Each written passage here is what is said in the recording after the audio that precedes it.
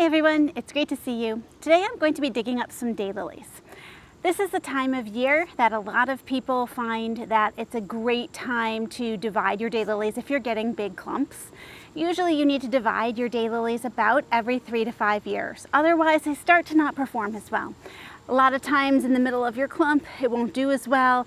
You'll notice that you're not getting as many bloom stalks. So it's really healthy for your daylilies to every 3 to 5 years, dig them up, split them, divide them across your garden in other places or share them with people. Now last year I did that for my daylilies. So you're gonna notice that my daylily clumps are pretty small at the moment. I'm just doing this because I have a couple to relocate. And I'm going to show you how you can divide them since I'm digging them up anyway. But you'll probably notice on other YouTube channels that some people have like a really nice big clump of daylilies that they're dividing. That's really usually the stage where you'll dig them up and you'll divide them. Just don't be afraid to do that. That's what I really want to tell you today. Daylilies are really hardy. And so it's worth taking the time to divide them when they get to be big like that. And it's worth the time to relocate them when you really need to. Whether they're in a place where they're not blooming as well as they should, or you realize one of mine is really, really tall and it's like at the front of the border and you need to put it in a place that's going to look better. Your daylilies are going to look not their best right after you dig them up and move them. You have to baby them along, give them a little extra TLC, but the next year it makes it so worth it that you put them through that trauma, and you probably put yourself through that trauma hoping that they were going to survive, because they will do much, much better. Now, disclaimer, that doesn't mean that every single one of your daylilies will definitely live, but most of the time, even if they look really bad after you transplant them, I have even seen them die all the way back to the ground. Most of the time, they'll put out a new shoot and they will come back better than ever the next year. So, take the chance.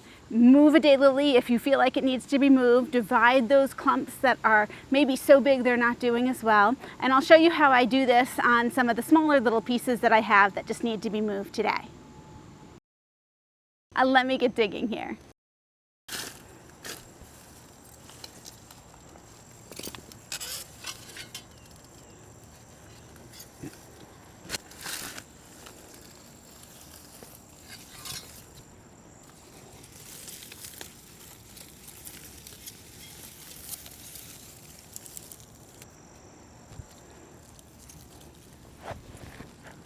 So when you dig up any of your daylilies, you want to try to get as much dirt as you can around it and the roots. So you can tell I have quite a clump of dirt, which is pretty dry this time of year, so it's sort of just,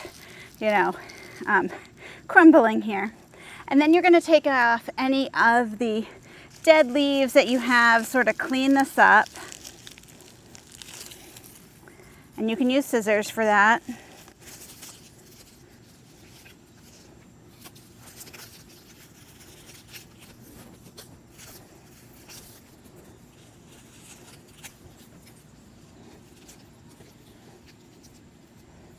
Okay.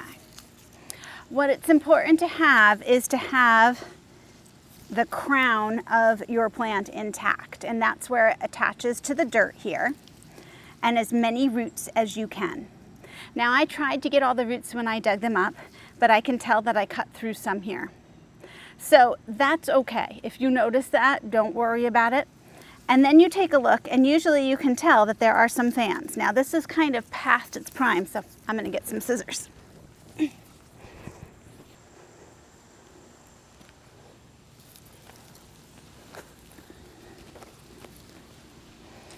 So this plant didn't have a lot of leaves to begin with. A lot of it had already died down. If you have a plant with a lot of leaves, you probably want to trim them even before you start digging it up. If not, I recommend that, just like me, you trim them now so you just don't have to deal with them later. It makes it a lot easier to see what you're doing. So now I have my fans here, and I can tell that, boy, this would divide really neatly into 2 clumps, 2 fans. You can either take a serrated knife or something like my root slayer here that has a serration on the side. Works really, really well. Root slayer is not a sponsor, but one of my favorite tools. And you can use that to just cut straight down. Or if it's very dry, you can take and you can just gently pry this apart, which I'm going to try. And I can hear some of the roots breaking. That's okay, you're going to hear that. Look at that, beautiful.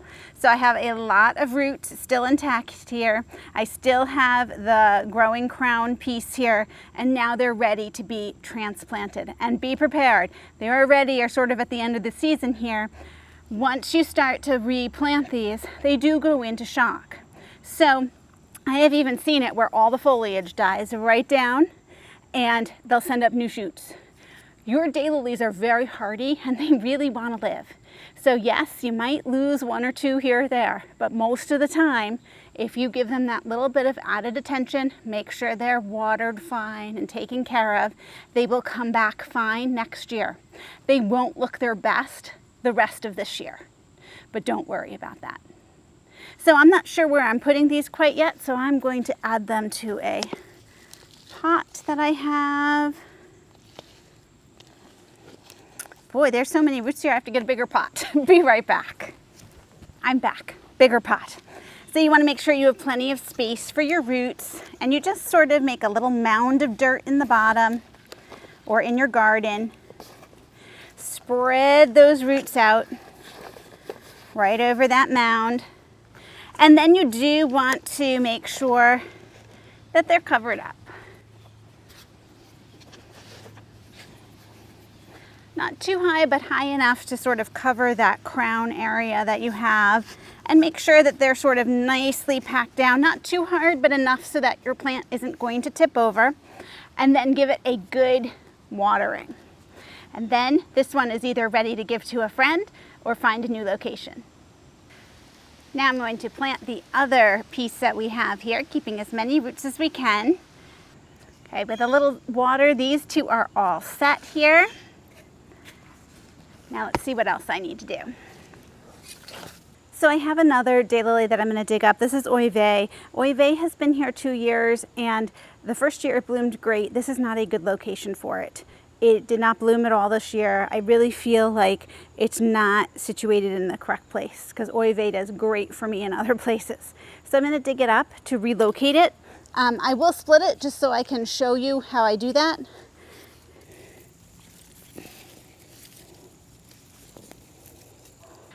Okay, so we have a very large clump here with a lot of dirt, and I'm pretty sure that these fans are sea chime. Notice that the leaves are a lot more passed.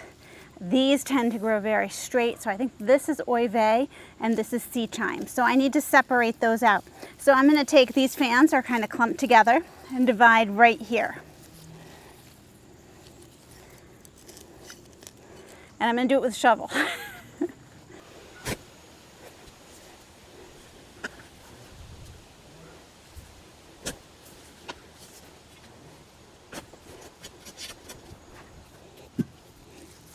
Okay, so let's see what we have. It actually came apart nicely. Okay, so now I have my two sections here, U.S.A. and sea chimes, and probably should have done this before. I'm going to trim the leaves nice and short so it's easier to work with. There we go. Now each of these fans can technically be separated too. So I can take them and I can just pull them apart.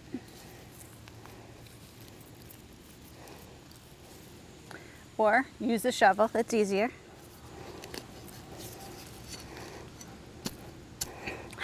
I gotta get up and really use a shovel. Let's see if that does it. There we go. So now I have this nice clump of sea chimes that I could start a whole new little piece with. Let me just replant these.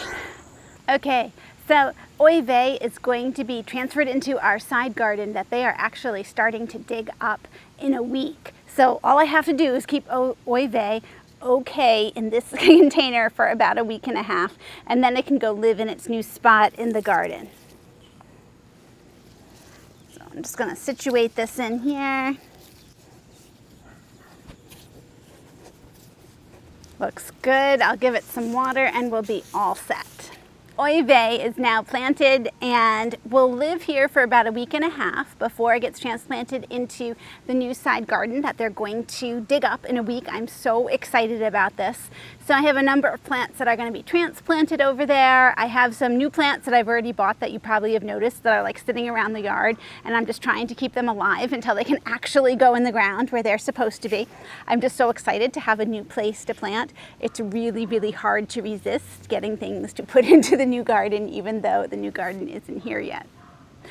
So that gives you an idea, though, of how this fall you can dig up your daylilies and, either temporarily situate them in a pot while you're finding a new place or going to give them to someone, or put them in a new location in your garden. And for daylilies, don't be afraid to dig them up, whether it's to divide them because that actually helps them in the long run, or whether it's because they're not performing well where they are and you feel they would do better in a better place. You have a good eye for what's blooming well, and daylilies really do bloom well if they're in the right place.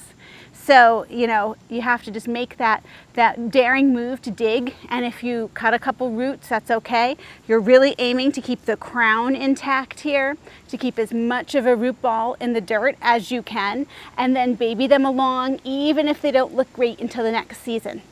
And then next season, you'll be really, really happy that you made that move. Please like and subscribe below. Thanks for joining me, and I'll see you in the next video.